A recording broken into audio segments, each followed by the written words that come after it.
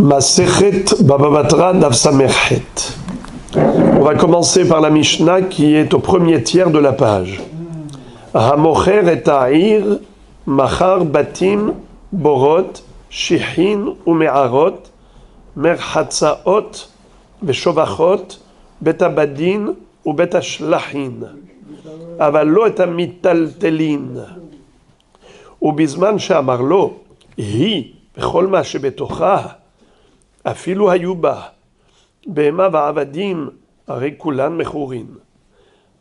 רבן שמעון בן גמליאל אומר, המוכר את העיר, מכר את הסנטר.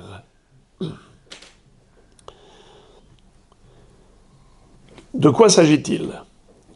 On est toujours dans l'étude de la vente d'un bien immobilier. Qu'est-ce qui est compris dans la vente et qu'est-ce qui est exclu de la vente?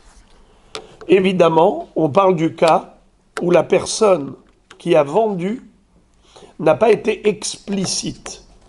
Lorsqu'ils ont établi l'acte de vente chez le notaire, ils n'ont pas précisé en détail tout ce qu'ils vendaient. Alors il lui a dit « je te vends ». Par exemple, en l'occurrence, on parle de la ville. Avant, on avait parlé du Hatzer. Avant, on avait parlé de la maison. Et quelle est l'ambiguïté?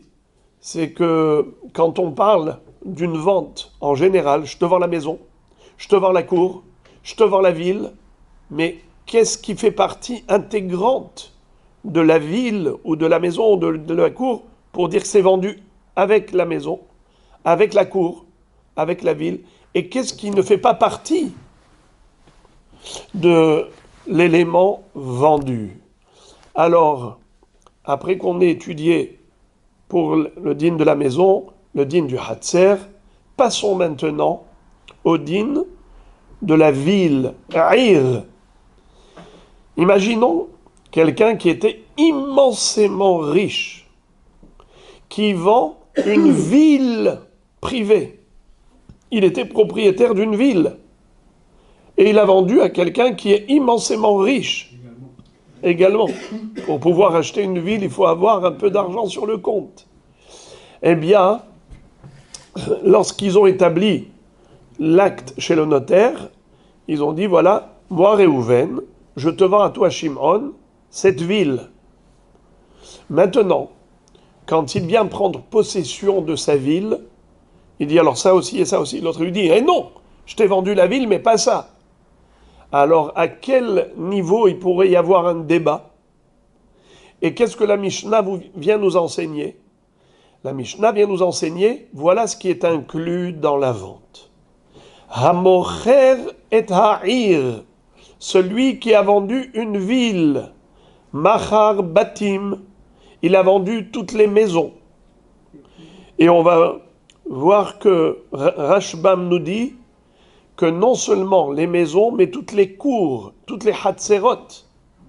Si déjà les maisons privées sont vendues avec la ville, à plus forte raison les cours. Pourquoi? Car les espaces ouverts sont plus considérés comme étant la ville que les espaces fermés. Les maisons, on aurait pu penser que les maisons c'est quelque chose qui est privé, qui ne fait pas partie de la ville en général. Alors, si on t'a dit que même les maisons qui sont des espaces clos font partie de la vente de la ville, à plus forte raison, les hatzerot, qui sont des espaces ouverts, c'est sûr que ça fait partie intégrante de la vente. C'est ce que dit Rashbam. Amocher et ta'ir machar batim. Borot, Shihin ou Me'arot. Même les puits, les tranchées, c'est-à-dire toutes sortes de citernes. On a toujours traduit ces trois mots, Bor, Shiah, Me'ara. Ces trois éléments, ce sont des citernes. Alors le bor, c'est un puits d'eau de forme circulaire. Shiah, c'est de forme rectangulaire. Et Me'ara, c'est de forme carré. Mais tout cela, ce sont des puits qui servent de citernes d'eau. Alors c'est vendu avec la ville Également, merhatzaot. S'il y a des établissements de bains publics, ça fait partie de la ville. Donc c'est compris dans la vente. Veshovachot, les pigeonniers, également. Betabadin, les pressoirs d'olives. À l'époque, les gens venaient avec leurs olives et ils venaient payer le presseur d'olives. Il lui donnait, et lui, il avait le grand appareil, on en a parlé hier, du betabad, de quoi ça avait l'air. En tout cas, même le betabad, le pressoir d'olive, est compris dans la vente de la ville. Ou betashlahin.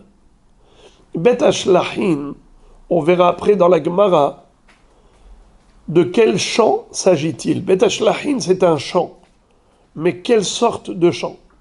Il y a plusieurs catégories de champs, des champs agricoles.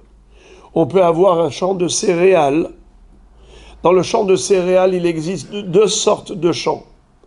Il y a le champ qui est arrosé naturellement par la pluie, qu'on appelle Betabbaal, et il y a le champ qui est arrosé artificiellement, parce qu'on ne peut pas se suffire que de l'eau de pluie, il faut également arroser. On verra, ça s'appelle Betashlahin dans Masechet Moed Katan. Est-ce que c'est de cela qu'on parle? Ou bien est-ce qu'on parle d'un verger, c'est-à-dire un jardin où poussent des arbres, et pas des céréales ou des plantes de légumes ou des légumineuses? Non, on parle de verger. On verra dans la Gemara. J'ai anticipé juste pour vous préparer à ce qu'on va étudier. En tout cas, même cela est vendu avec la ville. C'est compris dans la vente. Betashlahin. Aval.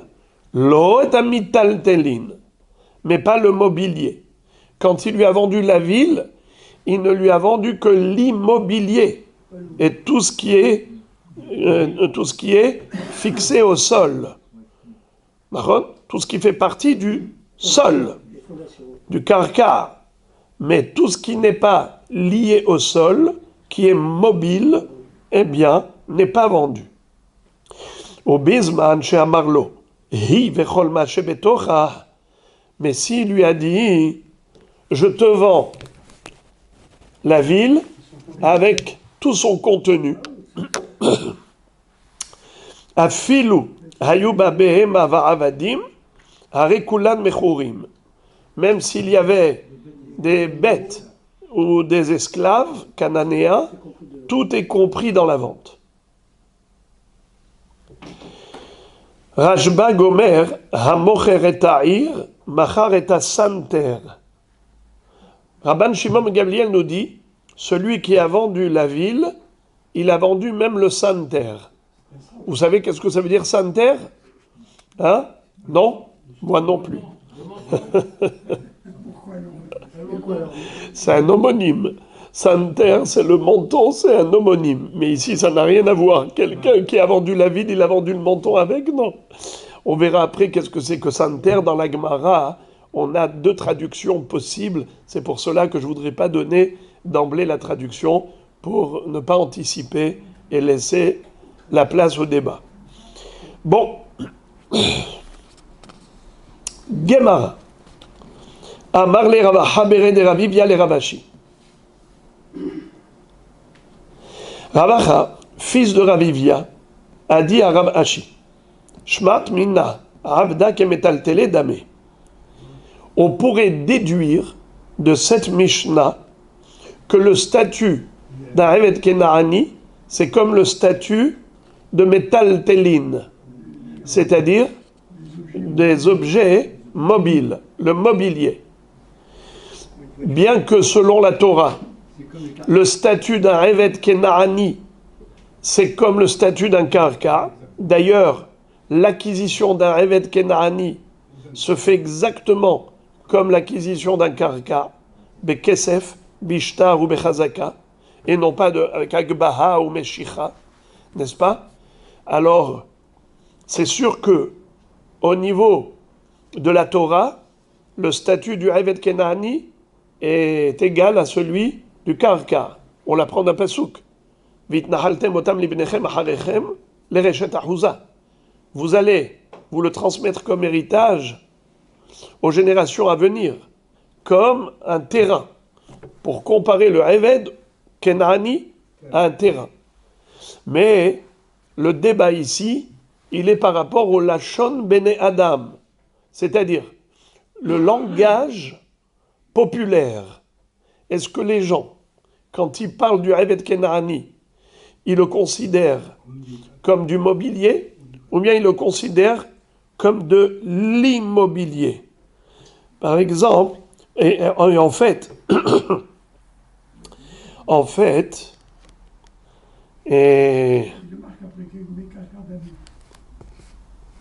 quelqu'un par exemple qui a dit je donne tout mon mobilier à un tel, quelqu'un qui a établi un acte de legs, il a légué tout son mobilier à l'autre. Moi, Réhouven, je donne tout mon mobilier à Shimon. Parmi ses affaires, il avait de l'immobilier, il avait du mobilier, et il avait des avadim kenaanim. La Gemara, plus tard, va se poser la question, à savoir quel est le din dans ce cas. Quelqu'un qui a offert à l'autre tout son mobilier, est-ce qu'il lui a offert aussi ses avadim ou pas? Si on dit que dans le langage populaire, les gens qualifient le Eved de mobile, parce qu'il est mobile, alors il est comme le mobilier, alors il a un statut de métaltéline, donc il lui a offert tous ses avadim. Mais si on dit que les gens qualifient le Eved Kenaani d'immobilier, parce que dans la Torah, il a un statut d'immobilier, donc il ne lui a pas offert son Eved Kenaani. Alors maintenant, la Gemara, qu'est-ce qu'elle essaye de faire? Elle essaye de dire que de notre Mishnah, on peut résoudre ce problème que la Gemara va se poser plus tard. Quel est le din si quelqu'un a offert à l'autre son mobilier? Est-ce qu'il lui a offert le Eved Kenaani ou pas? Alors, de là, tu peux déduire la réponse. Que oui, exactement, puisqu'on a dit que le Eved Kenaani n'est pas vendu, sauf s'il lui a dit « Je te vends la ville avec tout son contenu ». Pourtant, on avait dit que tout ce qui était immobilier était vendu avec la ville, que ce soit les bains publics, que ce soit le pressoir, tout ce qui est fixé au sol, tout ce qui est immobilier est vendu avec la ville. Nachon. Alors maintenant, mais on a dit, mais par contre, le mobilier métaltéline, non. Mais s'il lui a dit la ville avec tout son contenu, kol maché betocha, alors tout est vendu, afilou behema, afilou avadim. Très bien. Quand tu dis afilou avadim, ça veut dire que quoi? Que les avadim n'étaient pas considérés comme karka, ils n'étaient pas vendus que s'il lui a dit je te vends tout. Alors relisons la Gemara s'il vous plaît. Amar le Rav Aha berede Ravivia le Rav Ashi shmart mina avda kemetaltele dame. De cette Mishnah, on pourrait déduire que le Eved Kenaani est qualifié de mobilier dans le langage des hommes. Kemetaltele dame, dei kemekarka dame, car si dans le langage des hommes, il était qualifié d'immobilier, comme dans le langage de la Torah, alors, Nisdaben Agav Mata, il aurait dû être vendu dans tous les cas de figure, avec la ville, pas seulement quand il lui a dit « je te vends la ville » avec son contenu, même s'il lui a pas dit avec son contenu, je te vends la ville tout simplement, le Eved Kenaani aurait dû être inclus dans la vente. Or, tu me dis que non, il n'est pas compris dans la vente. Quand est-ce qu'il est compris dans la vente? Que s'il a dit la ville et son contenu. Machma qu'il a un statut de métaltéline et pas un statut de karka dans le langage populaire. La Gemara dit cette déduction est belle, mais pas forcément vraie. Pas tout ce qui brille est de l'or. Pourquoi? Selon ta compréhension à toi, tu me dis que quoi? que le Eved Kenaani, il a un statut de quoi? De mobilier. D'accord? Si c'est comme ça, viens, tu vas m'expliquer. Ve'elamai avda kemetaltele dami mai afilu. Si tu considères que le Eved Kenaani a un statut de mobilier dans le langage des hommes, pourquoi tu m'as dit afilu avadim? Mais avadim, d'après toi, c'est comme les métaltelim. En quoi le Eved Kenaani, il est plus chidouchique que tous les métaltelim? Tu aurais dû dire, s'il lui a dit je te vends la ville avec son contenu, tout est vendu avec. C'est quoi tout est vendu? Tu aurais dû me dire tous les métaltelim sont vendus avec. Tous les métaltelim, tout le mobilier est vendu avec. Pourquoi tu me dis à filou avadim? Comme si avadim, c'était plus chidouchique que des métaltelim. Mais d'après toi, tu me dis que Reved, c'est comme métaltelim. Alors ne me dis pas à filou avadim. En quoi le Reved, il est plus que métaltelim classique? Juste avant, tu me dis, l'un est un métaltelim. Quand il lui a vendu que la ville, il n'a pas vendu le mobilier. Alors dis tout simplement, alors macharlo est un métaltelim, et je comprends que même avadim, ça fait partie des métaltelim, selon ta compréhension. Pourquoi tu dis afil ou avadim? Même. Parce qu'on aurait pu croire que les avadim faisaient partie de Karka. Alors dis métaltelim, veha avadim. Oui. Alors tu les mets à équivalence. Métaltelim, veha avadim. Mais ne me dis pas afilou avadim. Alors il lui dit, le mot afilou vient te montrer que avadim, c'est un peu spécial, c'est particulier. En quoi? Et la maï itlach les mémar, qu'est-ce que tu es obligé d'admettre? Sha'ane ben metaltele de naïd, mi metaltele de lo naïd. Afilu tema avda ke mekar ke'e dame, sha'ane ben mekar ke'e de naïd, le mekar ke'e de lo naïd.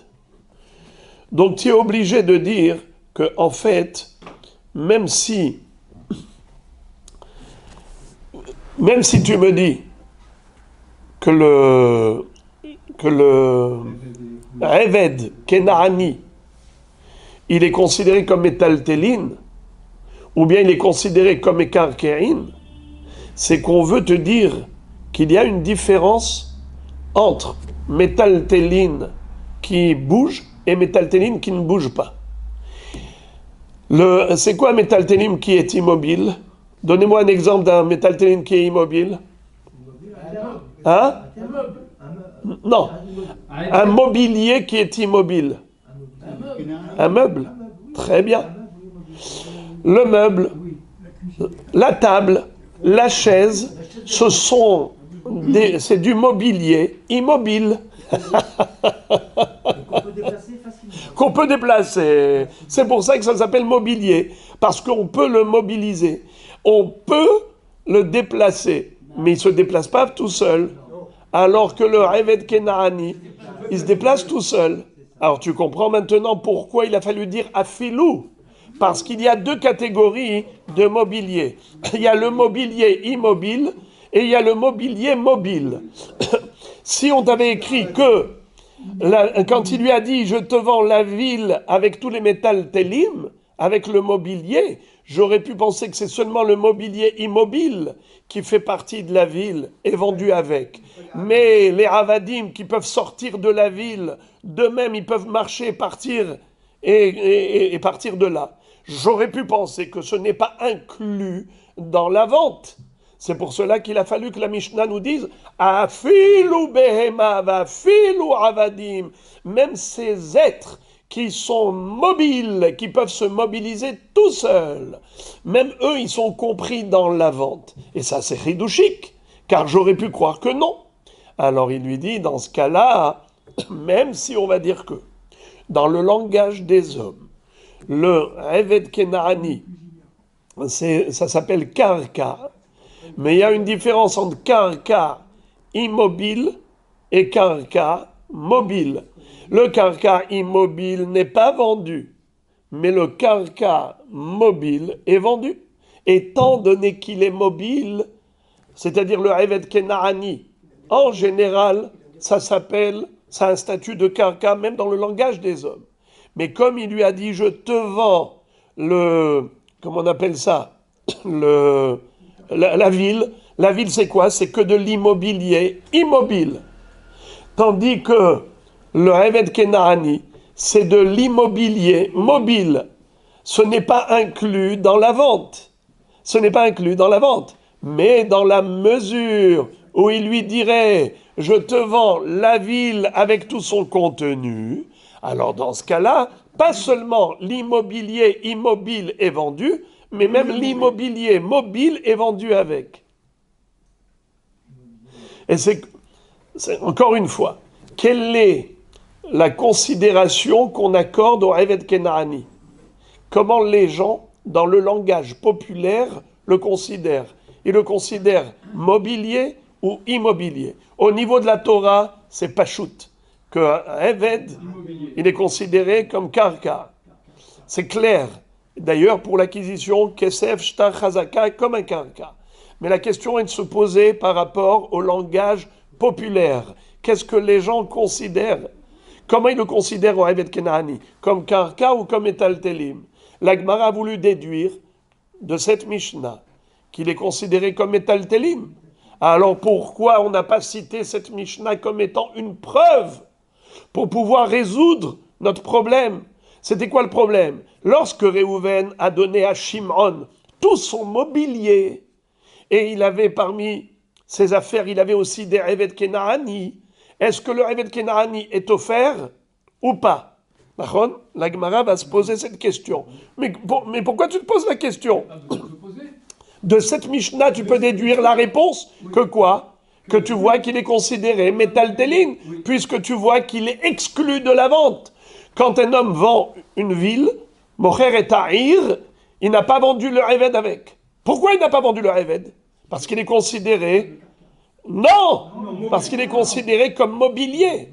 Il n'a vendu que l'immobilier, la ville, mais pas le mobilier. Donc c'est pour cela qu'il n'est pas vendu avec la ville. Pourquoi il n'est pas vendu avec la ville? Parce qu'il est considéré comme mobilier, d'accord. Exactement. Mais s'il lui a dit « je te vends la ville avec son contenu », dans ce cas-là, tout le mobilier est vendu, le Eved Kena'ani, Afilo Eved Kena'ani. Alors il lui a dit « tu vois que la Mishnah le considère mobilier, pourquoi alors on n'a pas solutionné notre problème avec cette Mishnah ?» Il lui a dit parce que ça marche pas ce que tu dis. Tu vois bien qu'il est écrit Afilou. Ça veut dire que le Eved Kena'ani n'est pas considéré comme un métaltéline classique. La preuve, c'est qu'on a dit Afilou Avadim. Pourquoi? Pourquoi c'est pas un métaltéline classique? Parce qu'il y a métaltéline qui est immobile et métaltéline qui est mobile. Par exemple, une table. C'est vrai que c'est du mobilier. Mais elle est immobile, c'est du mobilier immobile. Le Eved Kena'ani, c'est du mobilier mobile, parce qu'il peut marcher tout seul. Comme la Behema, elle peut marcher toute seule. Alors on aurait pu penser qu'elle n'est pas incluse dans la vente, la Behema, ainsi les Avadim. C'est pour ça qu'on te dit, Afilu Behema va Afilu Avadim. Eh bien, lui dit, même selon l'autre conception, même si on disait que le Eved Kena'ani a un statut de karka, dans le langage populaire, malgré tout, il fallait le dire. Pourquoi? Parce que il y a karka de l'onaïde et il y a karka de naïde, c'est-à-dire lorsque il y a l'immobilier immobile et il y a l'immobilier mobile. Quand il lui vend la ville, il y a deux catégories. Il y a l'immobilier, c'est la ville elle-même. Et il y a l'immobilier mobile, c'est le Eved Kena'ani. Et quand il lui vend, il lui vend selon le langage des hommes. Et lui, à quoi pensent les gens quand ils disent « je te vends la ville » Ils pensent à ce qui est la ville elle-même, qui ne bouge pas, qui est imbougeable. Mais pas le Eved Kena'ani, même s'il a un statut de karka, mais il bouge. Étant donné qu'il bouge, alors il n'est pas inclus dans la vente, parce que celui qui vend la ville, il pense qu'à l'immobilier qui ne bouge pas. Et il ne pense pas à l'immobilier qui bouge. Donc voilà pourquoi on n'aurait pas pu se servir de notre Mishnah comme étant une source de preuve pour trancher dans ce safek. Est-ce que le Eved Kenaani est qualifié de métaltélin ou qualifié de karka? De cette Mishnah, tu peux déduire les deux à équivalence, et donc on n'aura pas résolu notre question, à savoir comment les gens considèrent le Eved Kenaani. On peut dire métaltélin, on peut dire karka, et ça se tient dans les deux hypothèses. Donc cette Mishnah ne peut pas nous aider à résoudre la question. Est-ce que les gens considèrent le Eved comme métaltélin ou comme karka?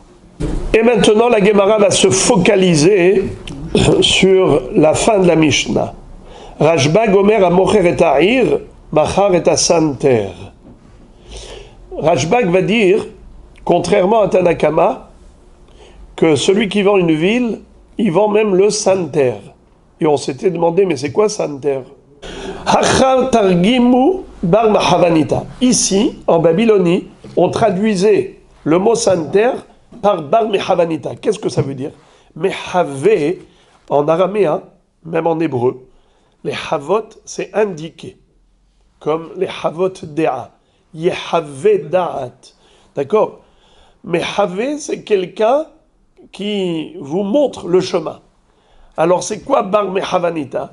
C'est un monsieur qui était responsable de la délimitation des propriétés de chacun. Lui, il avait recensé dans son cahier, il savait exactement, il avait toutes les adresses, les champs de tout le monde, il savait exactement où s'arrête le champ de Réhouven, où commence celui de Shimon, où s'arrête celui de Shimon, et les ainsi de suite. Alors, ce bar mehavanita, c'est quelqu'un qui est extrêmement important dans la ville, car c'est la mémoire de la ville, c'est le disque dur de la ville. C'est lui qui peut vous dire exactement toutes les adresses et avec l'appartenance des biens immobiliers, qui est à quoi et ainsi de quoi est à qui et ainsi de suite. Alors que Shimon ben Avtulemous disait que non, le santer, ce sont les champs qui sont autour de la ville. Ce sont les baguets. Baguets en araméen, ça veut dire des champs. Alors, les amis, celui qui a vendu la ville à son prochain, est-ce qu'il lui a vendu le santer avec? Tanakama dit non. Rashbag dit oui. Qu'est-ce qu'il a vendu avec, d'après Rashbag, le santer? C'est quoi santer? C'est les terrains qui sont collés à la ville. Faux. Faux. Faux. C'est faux. Quoi que vous disiez, c'est faux. Ah, c'est la deuxième version du santer. Faux. Mahloket. Voilà, comme ça il faut répondre. Mahloket. Quelle est la traduction du mot santer? Mahloket. Alors, il y a ceux qui traduisent santer par étant les champs de la ville, c'est Shimon ben Avtolémos, les champs autour de la ville, alors que d'après en Babylonie, on traduisait le mot santer comme étant le bar mehavanita. C'est quoi bar mehavanita? C'est l'indicateur des propriétés. L'homme qui était préposé aux indications de propriété. C'est lui qui avait recensé toutes les adresses avec les surfaces des propriétés. Alors maintenant, la Gemara nous dit comme ça. Man de amar bar mehavanita kol sheken bagé. Man de amar bagé aval bar mehavanita lo misdaban. Qu'est-ce que ça veut dire? Celui qui dit que la traduction du mot santer, c'est bar mehavanita, c'est l'homme préposé aux indications d'adresse, kol sheken bagé, à plus forte raison que les champs qui sont mitoyens de la ville, c'est sûr qu'ils sont vendus avec la ville, parce que c'est l'extension de la propriété de la ville. Man de amar bagé, avalbar mehavanita lomis deban. Mais celui qui dit que la traduction du mot santer, ça veut dire les champs qui sont mitoyens de la ville, eh bien, tous ces champs mitoyens, ils sont vendus, mais pas l'homme préposé. Le préposé n'est pas vendu, il n'est pas compris dans la vente de la ville. Alors maintenant, qui a raison par rapport à ces deux traductions? Ça va être le travail de l'analyse de la Gemara. Est-ce que la traduction de Santer, c'est bagué ou bar mechavanita? Juste interrogation orale. Dites-moi que ça veut dire bagué. Très bien. Et bar mechavanita, la personne qui indique. Très bien. Alors, la Gemara va faire l'analyse suivante. Elle va dire Tnan, bet abadin ou bet ashlahim. Sa voix maïshlahin, bagué. Dirti vesholech maïm al pene chutzot. Bishlama lemande amar bar mechavanita. Amar tanakama bagué. Mizdabne. Bar mechavanita. Lo mizdaben. Ve'ata rabban Shimon begamliel lememar. Afilu bar mechavanita mizdaben. Nami mizdaben. Et là, les mandé amar bagué, tanakama nami achika amar. La Gemara va faire une démonstration éclatante, lumineuse.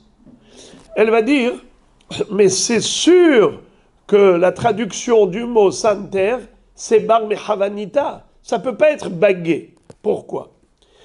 Il est écrit au début de la Mishnah que celui qui a vendu la ville, il a vendu même Bet Abadin ou Bet Ashlahin. Qui peut me rappeler la traduction de Bet Abadin? Bravo, les pressoirs d'olive. Et c'est quoi Bet Ashlahim? Non, pas Bet Amerhat. Bet Ashlahim. Alors, Bet Ashlahim, a priori, c'est des champs agricoles. Vous vous rappelez la première Mishnah de Masechet Moed Katan? Ça fait juste 6 ans qu'on a appris ça. Mashkin Bet Ashlahim. On arrose les champs pendant Chol HaMoed, nachon? Mashkin Bet Ashlahim ben Moed. Alors, si tu me dis que Bet Ashlahim c'est des champs, alors après ça, Rashbag, qu'est-ce qu'il dit? Il n'y a pas que les champs qui sont vendus, mais même le santer. Tanakama dit le Bet Ashlahim, les champs sont vendus avec la ville, mais pas le santer. Tandis que Rashba, qu'est-ce qu'il dit le santer? C'est quoi santer? Bar mechavanita, la personne qui indique les propriétés. Alors là, je comprends qu'il y a une mahloket entre Tanakama et Rashbag. Mais si tu me dis que la traduction de santer, c'est bagué, ça veut dire des champs, alors j'ai rien compris. Tanakama dit, il a vendu avec la ville, même le Bet Ashlahim. C'est quoi Bet Ashlahim? Les champs. Et Rashbag, qu'est-ce qu'il dit? Avec la ville, il a vendu même le santer. C'est quoi santer? Les champs. Alors, j'ai rien compris. Il y a une mahloquette entre eux ou il n'y a pas de mahloquette? C'est un dialogue de sourds. Tanakama dit, il a vendu avec la ville, même le Bet Ashlahim. C'est les champs qui sont autour de la ville. Rashbag dit la même chose. Il a vendu avec le santer. Alors, c'est bon. Pourquoi vous êtes en mahloquette? Donc, forcément, la traduction du mot santer, c'est pas les champs. Parce que sinon, il dirait la même chose. Or, il y a une mahloquette. Donc, ça donne raison à quelle traduction? Bar mechavanita. Comme on avait l'habitude en Babylonie de traduire santer par bar mechavanita. La personne préposée aux indications d'adresse. Le cadastre de la mairie, exactement. Moraï et Rabotaï, la Gemara réfute cette preuve. Et elle donne une belle réponse, même pour celui qui a dit que santer, ça veut dire des champs, ce n'est pas problématique. Cette question n'en est pas une. Il va te répondre très joliment. Misavart maishlahin bagé lo maishlahin ginuniata shenemar shelahaich pardes rimonim imperim egadim aval bagé lo mizdamne ve'ata rabban Shimon ben Gamliel memar afilu bagé nami mizdamne. Les amis, écoutez ça. Celui qui traduit le mot santer par bagué, c'est quoi bagué? Des champs agricoles. Mais en fait, il dit le Bet Ashlahim et santer, les deux, Ce sont des champs agricoles, mais pas de la même nature.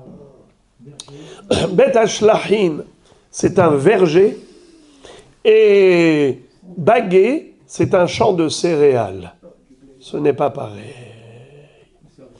Tanakama va dire, qu'est-ce qui est compris dans la vente de la ville? C'est même les vergers, qu'on appelle des jardins, ganim, ginuniyata. C'est quoi ginuniyata? C'est des ganim, des jardins, des vergers. Et où est-ce qu'on retrouve dans la Torah une allusion à ce que un verger s'appelle Bet Ashlahin? Eh bien, ça pasouk dans Shirachirim, vous le chantez tout le vendredi soir. Shelahayir pardes rimonim im perim egadim kefarim im neradim. D'accord? Alors, qu'est-ce que c'est que Shelahayir Bet Ashlahin? Pardes rimonim, un verger de grenadiers. Ce qui veut dire que le Tanakama, il a parlé de quoi? D'un verger, mais pas de champ agricole, pas de champ de céréales. Rashbag dit, même les champs de céréales sont vendus avec. Qui peut me dire quelle est la différence au niveau de la vente de la ville? Pourquoi Tanakama dit les vergers sont vendus, mais pas les champs de céréales, alors que Rashbag rajoute même les champs de céréales dans la vente? Qu'est-ce que vous en pensez, Rabbi Matok? Quelle est la différence? Pourquoi Tanakama dit les vergers sont vendus avec la ville, mais pas les champs de céréales, et Rashbag dit même les champs de céréales? Les vergers font partie de la ville. Ils étaient proches de la ville. Les jardins font partie de la ville. Pourquoi? Parce que c'est l'esthétique. Parce que c'est un produit esthétique. Hein? Et alors, même ça, les champs de céréales aussi, ça peut être.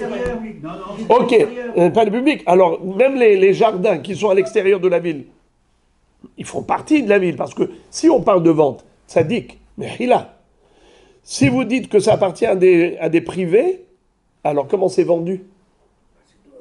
C'est au niveau de l'arrosage. S'il lui vend la ville, il lui a vendu aussi ça et ça et ça.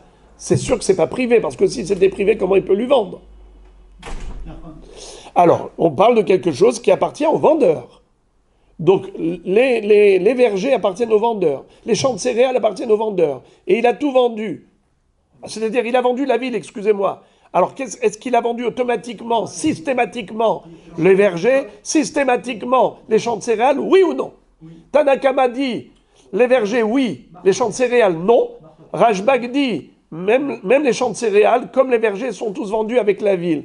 Pourquoi Tanakama dit non pour les champs de céréales? Parce que c'est arrosé naturellement et l'autre arrosé... Mazem Chané, en quoi ça change au niveau de la vente? Ça peut pas lui...